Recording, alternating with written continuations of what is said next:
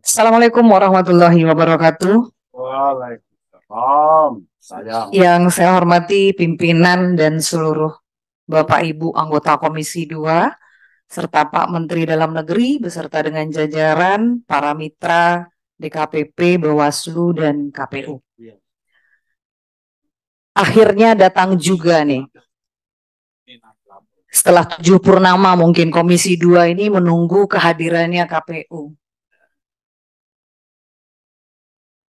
Tapi perlu kita garis bawahi dulu.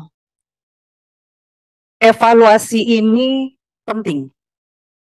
Dan ini adalah bagian dari fungsi kami sebagai anggota DPR RI. Ini harus digarisbawahi dulu. Saya ke Pak Menteri Dalam Negeri dulu beserta dengan jajaran. Pertama sekali, apresiasi untuk Pak Menteri atas bantuan, dukungan, support Pak Menteri untuk kegiatan pesta demokrasi kita, pemilu, Pilpres, Pileg 2024, dan insya Allah Pak Menteri sehat dan bisa mengabdi untuk Indonesia 5 tahun ke depan lagi. Amin. Amin. Yang kedua, Pak, sukses kita bukan hanya dari satu kementerian atau lembaga saja. Adalah sukses kita bersama menjalankan pesta demokrasi. Tapi ada banyak catatan. Itulah yang tadi sudah disampaikan sebagian dari teman-teman Bapak Ibu Komisi 2.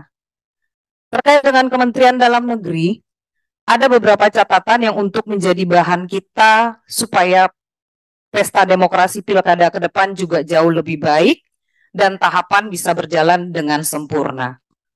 Satu, terkait dengan netralitas ASN, Pak Menteri. Bapak mungkin pernah mendengar ada satu bupati di Sumatera Barat mengumpulkan semua ASN untuk melakukan pencoblosan dan mengarahkan semua masyarakat di bawah naungannya atau lembaganya untuk memilih anak kandungnya.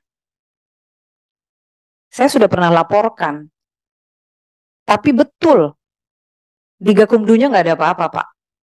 Mandul, macan ompong lagi, Pak. Jelas buktinya semua ada, tapi akhirnya tetap nggak bisa ditindaklanjuti. Padahal bukti realnya semua ada. Kedua, Pak, terkait dengan PJ. PJ Bapak ada di satu daerah juga yang gaya dan kuasanya jauh lebih besar atau lebih muncul daripada seorang kepala daerah definitif. Ini catatan bagi Bapak. Mungkin juga pimpinan evaluasi PJ kepala daerah kita dilakukan segera di masa sidang ini. Nah, saya juga mau mempertanyakan ke Pak Menteri. Dirjen-dirjen Bapak ini sudah banyak yang menjadi PJ. Apakah para dirjen itu masih melakukan tugasnya sebagai dirjen atau sudah fokus di PJ kepala daerah?